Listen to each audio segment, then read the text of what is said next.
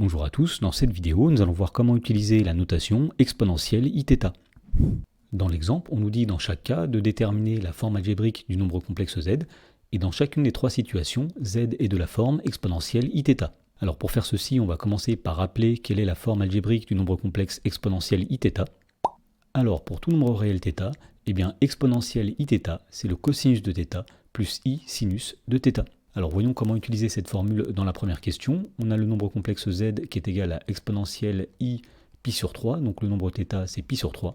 Et donc d'après la formule que nous avons rappelée, eh bien exponentielle i pi sur 3 c'est égal à cosinus de pi sur 3 plus i sinus de pi sur 3.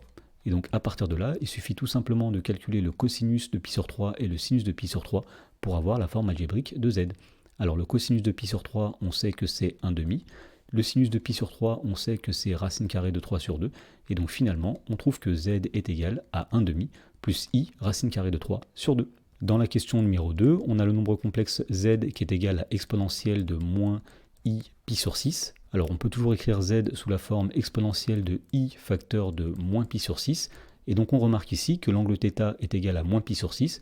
Donc on en déduit que exponentielle de moins i pi sur 6, ce sera le cosinus de moins pi sur 6 plus i fois le sinus de moins pi sur 6. Ensuite, pour obtenir la forme algébrique de z, il nous suffit de calculer le cosinus et le sinus de moins pi sur 6. Et pour faire ceci, on va utiliser les propriétés des fonctions cosinus et sinus. Donc tout d'abord, on sait que le cosinus de moins pi sur 6 est égal au cosinus de plus pi sur 6, puisque la fonction cosinus est une fonction paire. Ensuite, on sait que le sinus de moins pi sur 6, ce sera moins le sinus de pi sur 6, puisque la fonction sinus est une fonction impaire.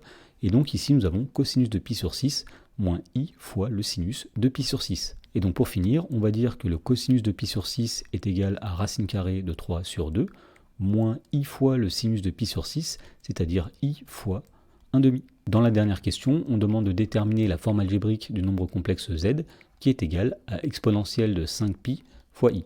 Alors dans cette situation, l'angle θ est égal à 5pi, donc on va dire que exponentielle de 5pi fois i, c'est cosinus de 5pi plus i fois le sinus de 5pi.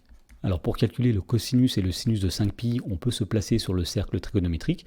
On part de l'angle qui est ici, qui est l'angle de 0 radian. Ici nous avons 1 fois pi, 2 fois pi, 3 fois pi, 4 fois pi et 5 fois pi. Autrement dit, le point du cercle trigonométrique qui correspond à l'angle de 5pi, c'est le point qui est ici.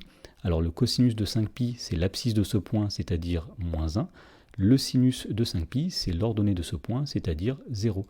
Et donc finalement, on trouve que la forme algébrique de z, c'est moins 1 plus i fois 0, c'est-à-dire moins 1.